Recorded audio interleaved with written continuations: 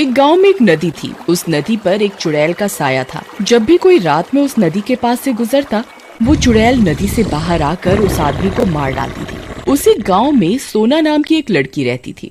वो बहुत ही सुंदर थी। उसकी सुंदरता ही उसकी जान की दुश्मन थी। एक बार वो कॉलेज से आ रही होती है, तभी रंगीला नाम का एक गुंडा उसे अकेले देखकर रोकता है। अरे सोना, कहाँ जा रही हो अकेले अकेले? हमें भी साथ ले लो। अकेले अकेले कहाँ जा रही हो? हमें साथ ले लो, कहाँ जा रहे हो? ये सुनकर सोना को बहुत गुस्सा आता है और वो रंगीला को गुस्से में एक थप्पड़ लगा देती है। तेरे घर में माँ बहन नहीं है? जहाँ अकेली लड़की देखी वहीं उसको छेड़ना चालू कर दिया, बदतमीज कहीं का। सोना, ये थप्पड़ तुझे बहुत महंगा पड़ेगा।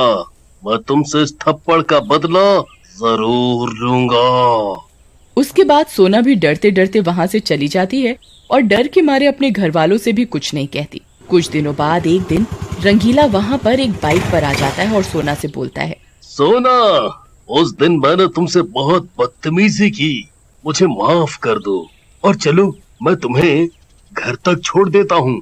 तुम तो मेरी बहन जैसी हो। सोना उसके इतने प्यार से माफी मांगने से उसके बहकावे में आ जाती है और उसके साथ बाइक पर बैठ जाती है। थोड़ी देर घर की तरफ चलने के बाद रंगीला बाइक को जंगल की तरफ मोड़ लेता है और सोना को नदी के किनारे एक पेड़ से बांध देता है। बहुत बड़ी प्रधान बन रही थी ना, अब मजा चख। अब यहीं मर, यहाँ कोई आता जाता नहीं है। जंगली जानवर तुझे खा जाएंगे। सोना रोती रहती है लेकिन रंगीला वहाँ से चला जाता है। उधर रात हो जाती है। ये मैं कहाँ फंस गई? बस एक बार यहाँ से किसी तरह निकल पाऊं तो फिर उस नास मीठे रंगीले को सबक सिखाऊंगी। तभी सोना का रोना सुनकर चुड़ैल जाग जाती है और पानी से बाहर आती है। कौन है जो आज मेरा शिकार बनने आया है? कौन रो रहा है ये? सोना चुड़ैल को देखकर बहुत डर जाती है। चुड़ैल जी, मैं रो रही हूँ। सोना।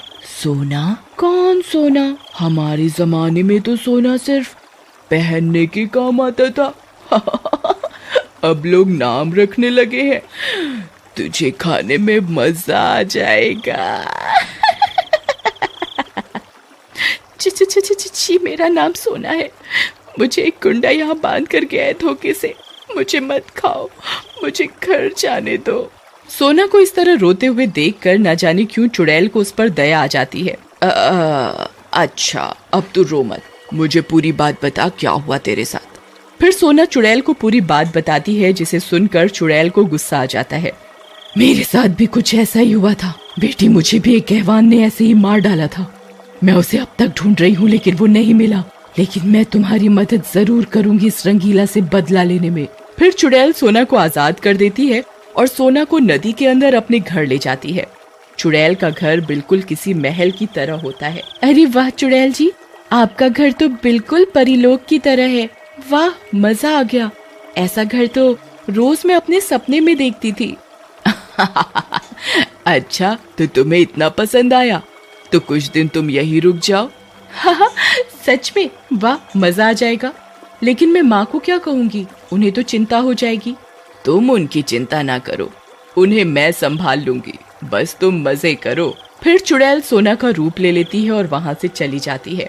जैसे ही चुड़ैल सोना के घर पहुँचती है, सोना की माँ बिमला सोना का इंतजार कर रही होती है। सोना, कहाँ थी अब तक? मैं कब से तुम्हारा इंतजार कर रही हूँ।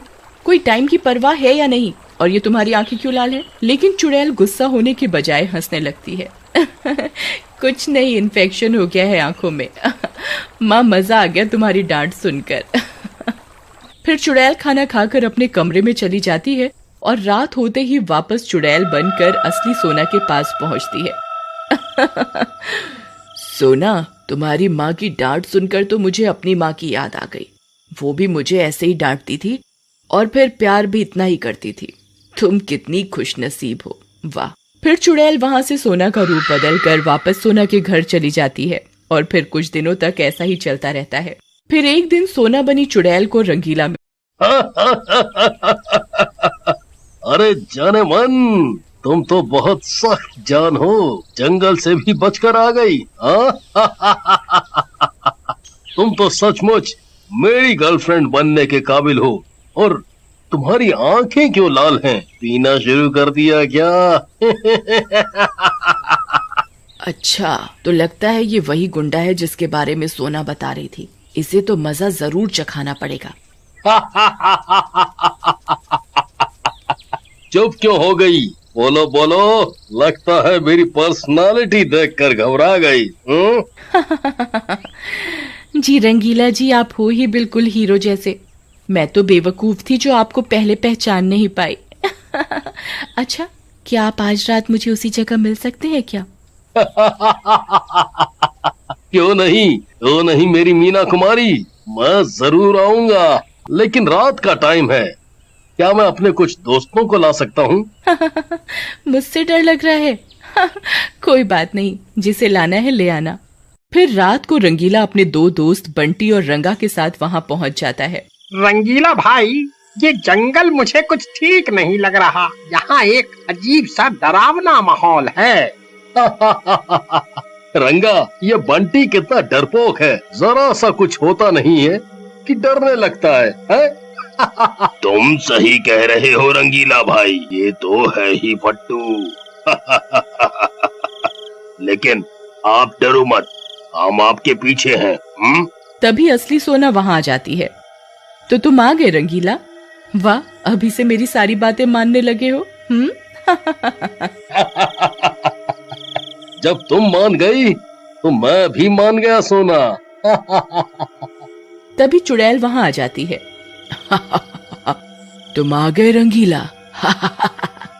आज मजा आएगा। चुड़ैल को देखकर रंगा और बंटी वहां से भागने लगते हैं। भाग ले बेटा बंटी, नहीं तो ये चुड़ैल आज हम दोनों को कच्चा चबा जाएगी। अरे रुक जाओ, कहाँ भाग रहे हो दोनों? अभी तो कह रहे थे कि तुम दोनों मेरे पीछे हो। हाँ तो रंगीला भाई सही कह रहे थे, हम आपके पीछे ही तो थे और अब भाग रहे हैं। भागो रे भागो, अपनी जान बचा के भागो। क्यों, क्या हुआ रंगीला? तेरे दोस्त तो भाग गए। कौन हो तुम? मैंने तो तुम्हारा कुछ नहीं बिगाड़ा, फिर मुझे ऐसे क्यों परेशान कर रही हो? तूने इस लड़की को परेशान किया है जो कि मेरी बेटी की तरह है। इसकी सजा तो भुगतनी पड़ेगी। उधर रंगा और बंटी भागते हुए जा रहे होते हैं, तभी उन्हें रंगीला के पिता मोटाराम मिलता है। अंकल, आप जल्दी से नदी किनारे पहुँचो, रंगीला की जान खतरे में है। एक चुड़ैल ने उसे पकड़ लिया है। मोटाराम जल्दी से भागता हुआ नदी के किनारे पहुंचता है। चुड़ैल ने रंगीला को गर्दन से पकड़कर उठा रखा होता है। छोड़ दो मेरे बेटे को, ऐसे क्यों पकड़ रखा है? छोड़ दो। चुड़ैल रंगीला को छोड़कर मोटाराम की तरफ घूम जाती है। अच्छा, तो तू है इस नालायक का बाप। मुझे तो पहले से ही पता था कि तेरे जैसा ही कोई नालायक ही इसका बाप होगा। कौन हो तुम? मैंने तुम्हें पहचाना नहीं। हाँ, तू कैसे पहचानेगा दुष्ट? मैं अनीता हूँ, जिसे 20 साल पहले तूने इसी जगह पर मार डाला था। जैसे ही मोटाराम को पता चलता है कि वो अनीता है, वो डर जाता है और चुड़ैल के पैरों में गिरकर माफी मांगने लगता है।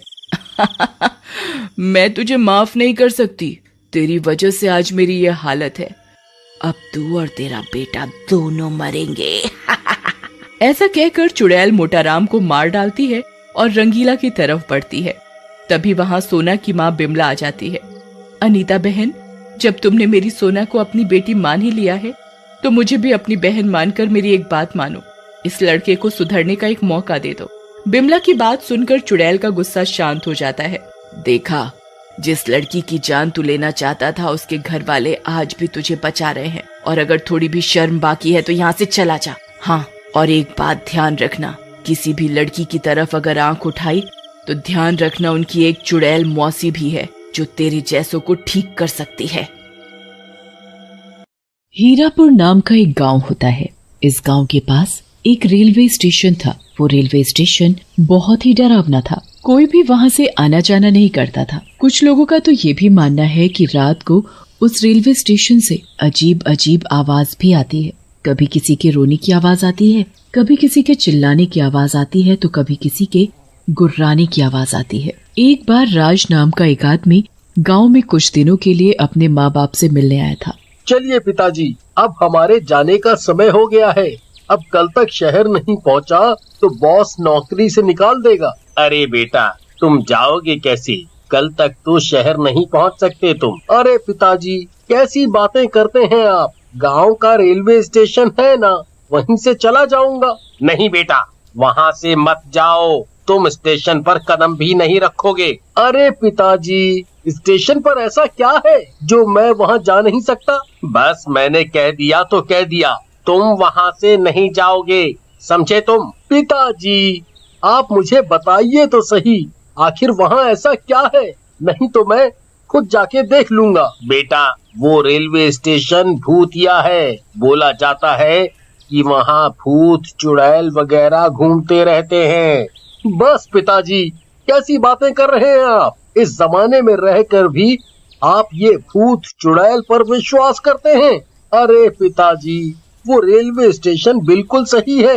वो लोगों ने अफवाह फैलाकर उसको बदनाम कर रखा है। तो तुम अब मेरी बात को टालोगे। मैंने कह दिया कि तुम उस रेलवे स्टेशन से नहीं जाओगे तो नहीं जाओगे। पिताजी प्लीज, अगर मैं कल तक अपने शहर नहीं पहुंचा ना तो नौकरी हाथ से चली जाएगी। फिर पैसा कौन ये भूत लाएंगे? मैं रेलवे स्टेशन से ही जाऊंगा। देखते हैं कि अब कौन आता है। राज ये सब बोलकर अपना सामान पैक करने चला जाता है और रेलवे स्टेशन से शहर जाने के लिए तैयार हो जाता है। कुछ ही घंटों में वो रेलवे स्टेशन पहुंच जाता है। राज वहां स्टेशन पर खड़ा होकर ट्रेन का इंतजार करता है। 2-3 घंटे गुजर जाते हैं पर अभी तक ट्रेन नहीं आती। अरे यार, अब ये ट्रेन भी पता नहीं कब तक आएगी। कब मैं उसमें बैठूंगा, कब तक मैं शहर पहुंचूंगा, सब गड़बड़ हो जाएगा। बस ये ट्रेन जल्दी आकर मेहरबानी कर दे। तभी राज को किसी के आने की आवाज आती है। राज इधर उधर देखने लगता है कि कौन आ रहा है। फिर वो आवाज बंद हो जाती है और राज उस आवाज को नजरअंदाज कर देता है और अपना फोन चलाने लगता है। तभी वो आवाज फिर शुरू हो जाती है। कौन है? कौन है वहाँ? एक तो अंधेरा इतना है कि कुछ दिखाई नहीं देता।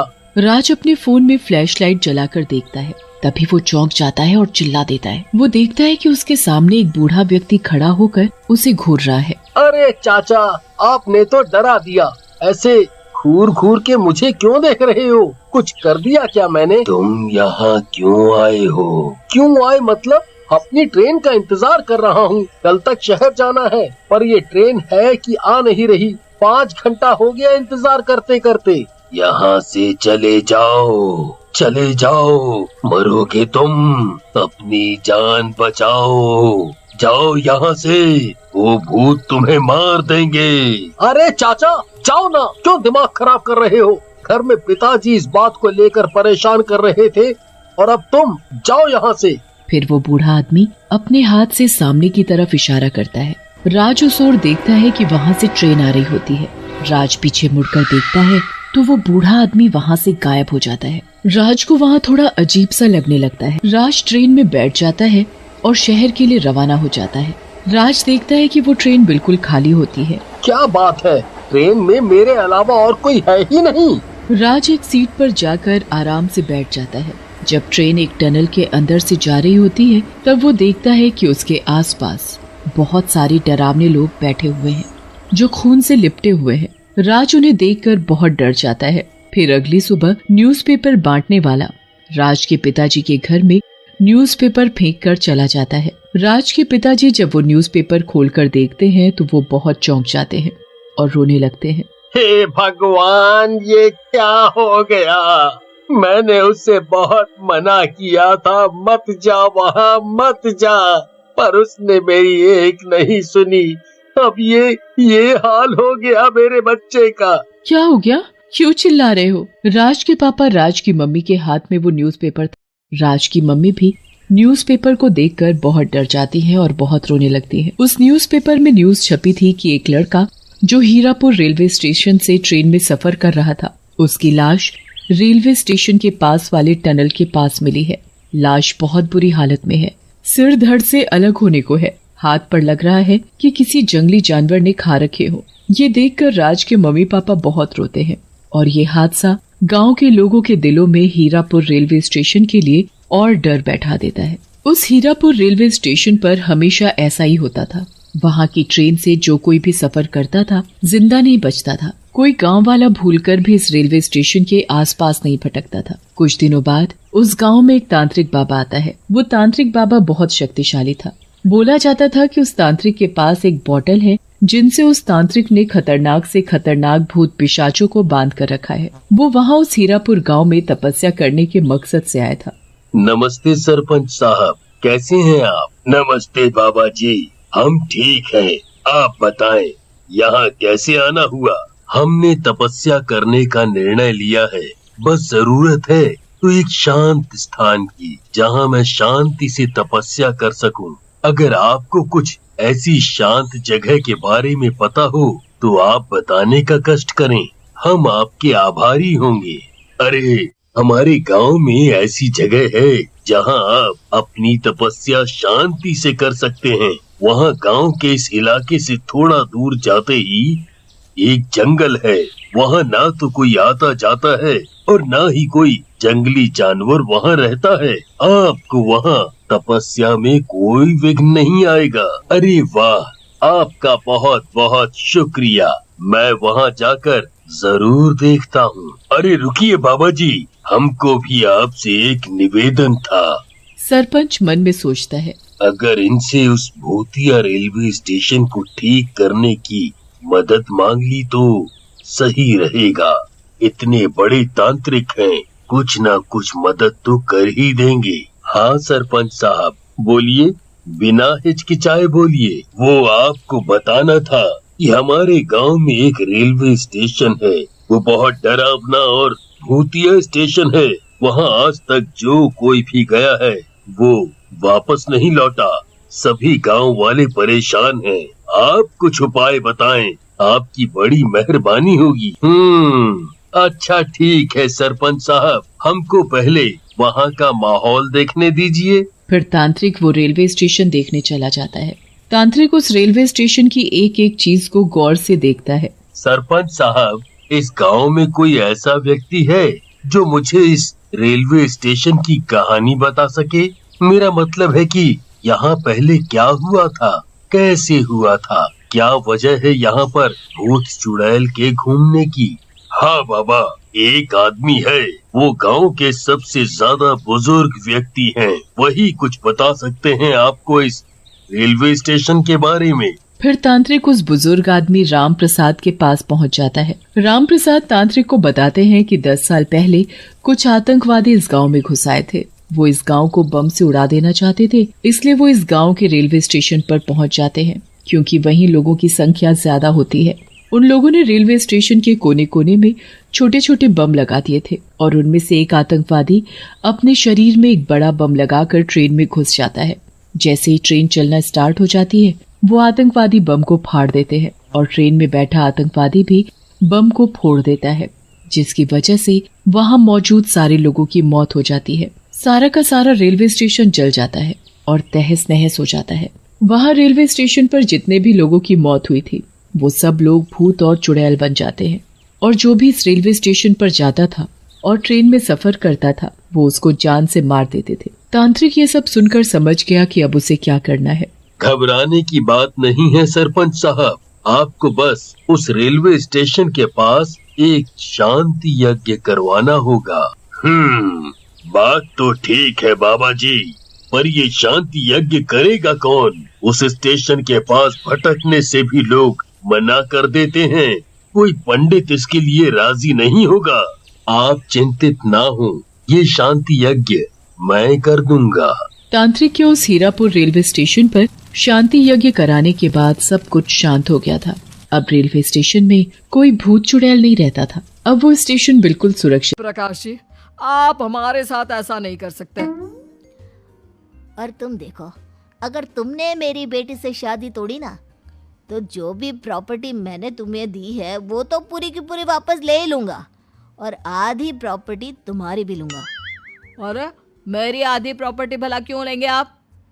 इसलिए क्योंकि मेरी बेटी को आधा नजर आता है और उसकी नज़र अभी तक तुम्हारी आधी जायदाद पर ही पड़ी है। अब तुम उसे घर से निकालोगे तो कुछ तो लेकर जाएगी ना। और अगर हम आपकी बेटी को अपने घर की बहू बना कर रखे तो?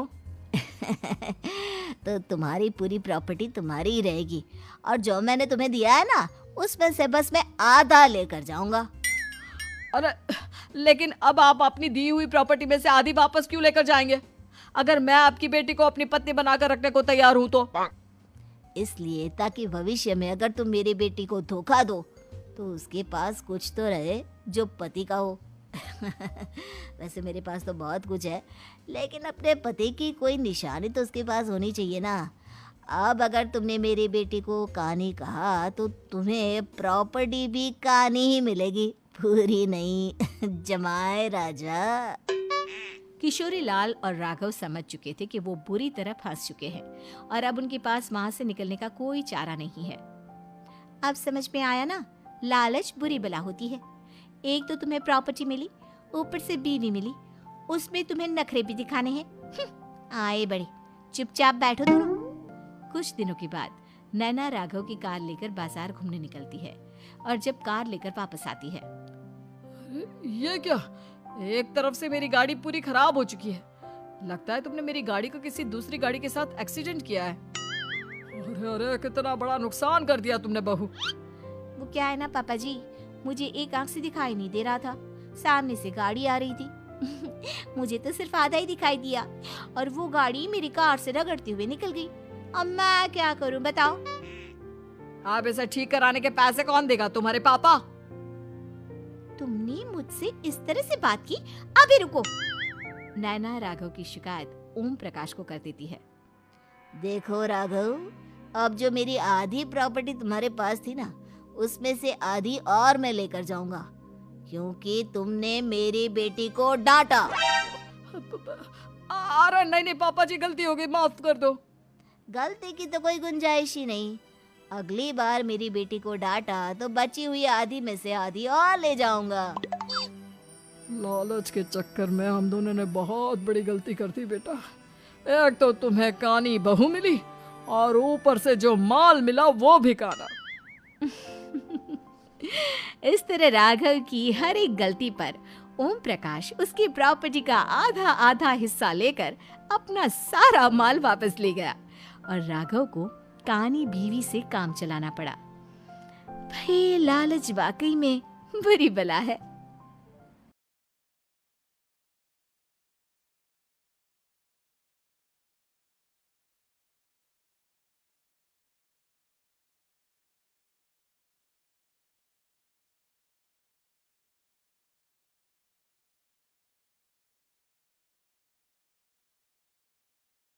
ఒక అడవిలో ఒక భక్తుడు దేవుడు ప్రత్యక్షం కావడం కోసం ఘోర తపస్సు చేస్తున్నాడు.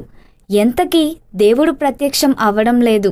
ఒకవేళ దేవుడు ప్రత్యక్షం అయితే ఒకసారి స్వర్గానికి వెళ్ళి రావాలని కోరికగా ఉంది అని అనుకుంటాడు. ఇంకొక కోరిక స్వామి, నాకు జీవితాంతం బ్రతకాలని, ధనం కావాలని అడుగుతానని స్వార్థంతో తపస్సు చేస్తూ ఉంటాడు. 3 వసంతాల తరువాత దేవుడు ప్రత్యక్షం అవుతాడు. ఏమి కావాలి భక్తా? ఒక కోరిక మాత్రమే కోరుకో అని అంటాడు. క్షణం ఆలోచించకుండా భక్తుడు, స్వామి స్వర్గం చూడాలని ఉంది అని అడుగుతాడు. అప్పుడు వెంటనే దేవుడు భక్తునికి స్వర్గం చూపించి క్షణంలో కిందికి తీసుకువస్తాడు. అప్పుడు వెంటనే భక్తుడు, ఏంటి స్వామి ఒక్కసారి అలా చూపించి కిందకు తీసుకొచ్చావు, కనీసం 1 గంటైనా స్వర్గంలో ఉండి వచ్చేవాళ్ళం కదా అని అన్నాడు. అప్పుడు దేవుడు, భక్తా నీవు ఏమి కోరుకున్నావు? స్వర్గం చూడాలని ఉంది అన్నావు, చూపించి తీసుకొచ్చాను. నువ్వు ఉండాలని కోరుకోలేదు కదా, చూడాలి అన్నావు, చూపించాను. నీ కోరిక తీరిందా అని అడిగాడు. అప్పుడు భక్తుడు, స్వామి ఇంకా ఒక కోరిక అని అడిగాడు. వెంటనే దేవుడు, భక్తా నీకు ముందే చెప్పాను కదా ఒకే కోరిక కోరుకోవాలి అని, నీ ఒక్క కోరిక అయిపోయింది, ఇక నీవు జీవితాంతం తపస్సు చేసినా నేను మళ్ళీ రాను అని దేవుడు వెళ్ళిపోయాడు. స్వార్థంతో చేసేది భగవంతుడి పూజ అయినా సరే ఆ ప్రతిఫలం సంతోషాన్ని ఇవ్వదు. నిస్వార్థంగా అందరూ బాగుండాలని కోరుకుంటే అందరిలో మనము ఉంటాం కనుక మనం కూడా బాగుంటాము.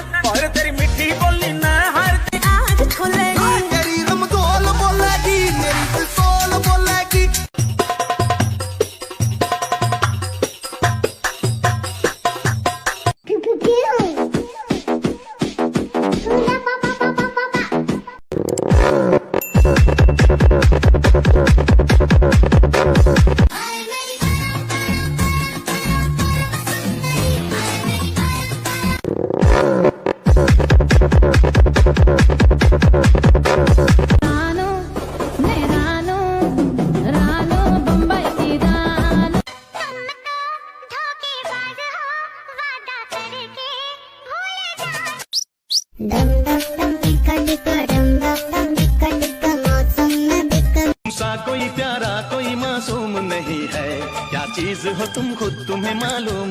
आंखों में तेरे जादू, कहो तो सितारे तोड़ ला।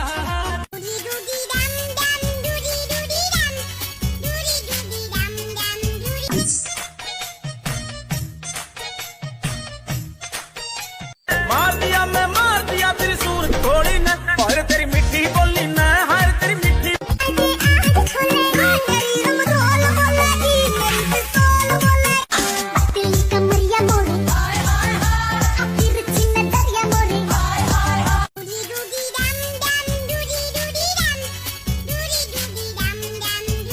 सुंदर गोरिया सा जो सिंगार मांगा था, अपने बाबू सोना का प्यार मांगा था।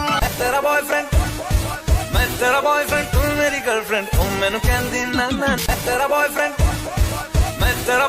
तू मेरी गर्लफ्रेंड, तू मैनू कहंदी ना ना। डूडी डूडी डम डम, डूडी डूडी डम, डूडी डूडी डम डम डूडी।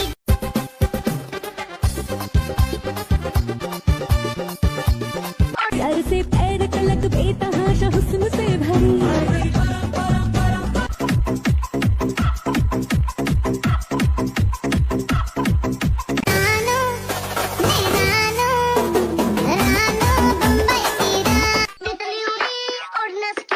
बस में खड़ी सीधा मिली।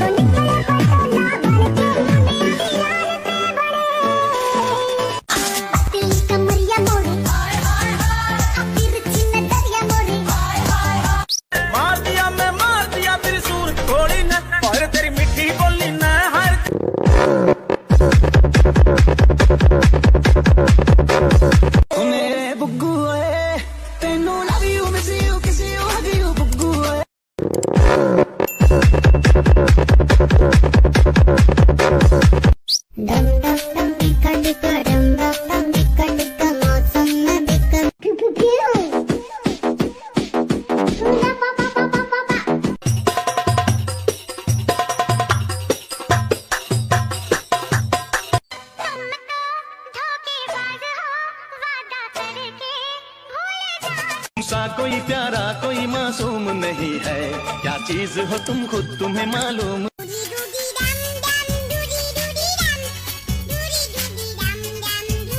प्रकाश जी, आप हमारे साथ ऐसा नहीं कर सकते।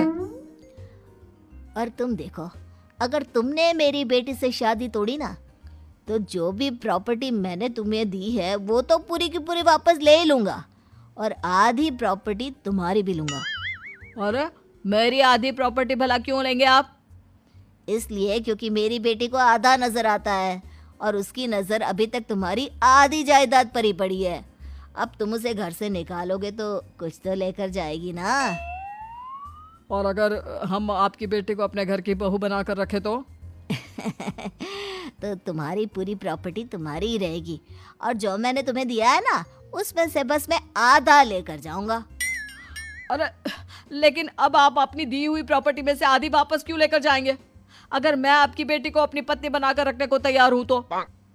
इसलिए ताकि भविष्य में अगर तुम मेरी बेटी को धोखा दो तो उसके पास कुछ तो रहे जो पति का हो। वैसे मेरे पास तो बहुत कुछ है, लेकिन अपने पति की कोई निशानी तो उसके पास होनी चाहिए ना। अब अगर तुमने मेरी बेटी को कहानी कहा तो तुम्हें प्रॉपर्टी भी कहानी ही मिलेगी, पूरी नहीं। जमाए राजा।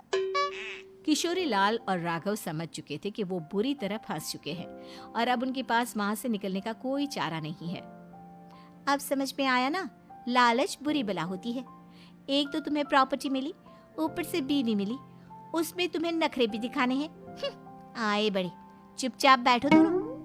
कुछ दिनों के बाद नैना राघव की कार लेकर बाजार घूमने निकलती है और जब कार लेकर वापस आती है, ये क्या? एक तरफ से मेरी गाड़ी पूरी खराब हो चुकी है। लगता है तुमने मेरी गाड़ी को किसी दूसरी गाड़ी के साथ एक्सीडेंट किया है। अरे अरे, कितना बड़ा नुकसान कर दिया तुमने बहू। वो क्या है ना पापा जी, मुझे एक आंख से दिखाई नहीं दे रहा था, सामने से गाड़ी आ रही थी। मुझे तो सिर्फ आधा ही दिखाई दिया और वो गाड़ी मेरी कार से रगड़ते हुए निकल गई। अब मैं क्या करूं बताओ? आप इसे ठीक कराने के पैसे कौन देगा? तुम्हारे पापा। तुमने मुझसे इस तरह से बात की? अभी रुको। नैना राघव की शिकायत ओम प्रकाश को कर देती है।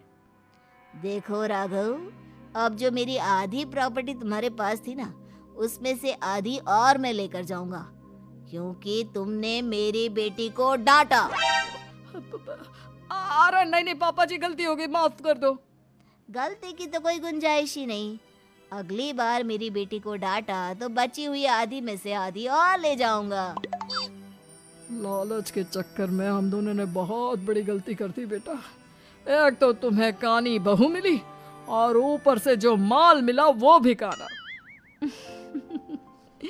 इस तरह राघव की हर एक गलती पर ओम प्रकाश उसकी प्रॉपर्टी का आधा आधा हिस्सा लेकर अपना सारा माल वापस ले गया और राघव को कानी बीवी से काम चलाना पड़ा। भाई लालच वाकई में बुरी बला है।